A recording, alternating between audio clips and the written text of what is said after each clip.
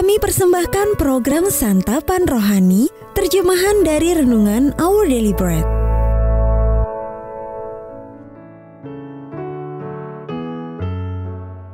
Sahabat ODB, pembacaan Alkitab hari ini terambil dari Amsal pasal yang ketiga, ayat yang ke-11 sampai dengan ayat yang ke-12. Amsal pasal yang ketiga, ayat yang ke-11 sampai dengan ayat yang ke-12. Hai anakku, janganlah engkau menolak didikan Tuhan, dan janganlah engkau bosan akan peringatannya. Karena Tuhan memberi ajaran kepada yang dikasihinya, seperti seorang ayah kepada anak yang disayangi. Ayat mas renungan hari ini terambil dari Amsal pasal yang ketiga, ayat yang ke-11. Janganlah engkau menolak didikan Tuhan. Judul renungan kali ini, Kasih yang Mendidik, ditulis oleh Daniel Ryan Day. Sahabat ODB, anak perempuan saya membanting pintu kamarnya. Kemudian, ia melakukannya sekali lagi. Saya pun mengambil palu dan obeng dari gudang lalu mendatangi kamarnya. Dengan tenang saya berbisik di telinganya. Sayang, belajarlah mengendalikan emosimu.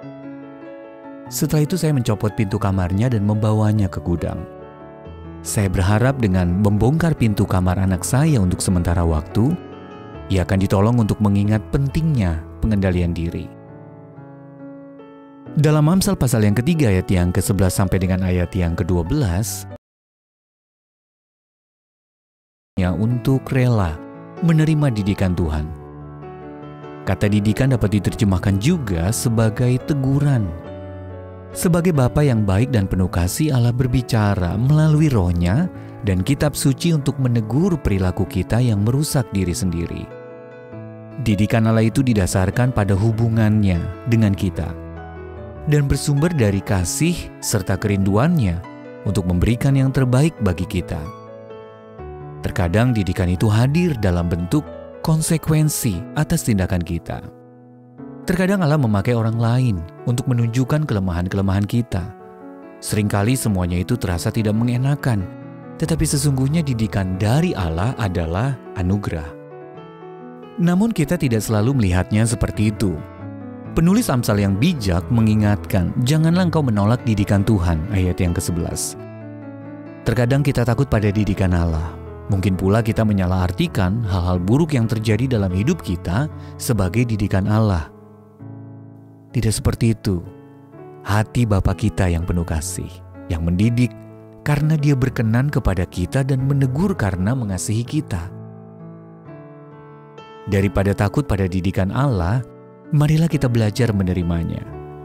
Ketika kita mendengar suara teguran Allah dalam hati kita atau mengalami teguran lewat kitab suci yang kita baca, marilah mengucap syukur kepada Allah karena itu artinya Dia berkenan menuntun kita kepada yang terbaik. Sahabat ODB, bagaimana Anda menyadari sesuatu sebagai didikan Allah?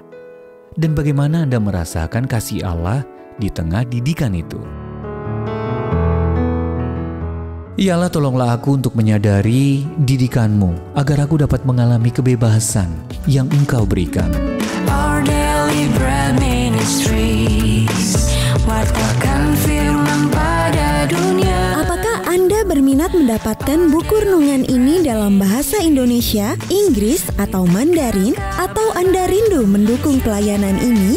Hubungi Our Daily Bread Ministries di 021 2902 8950, WhatsApp 0878 7878 9978, email indonesia@odb.org. Tuhan Yesus memberkati. Let God's prosperity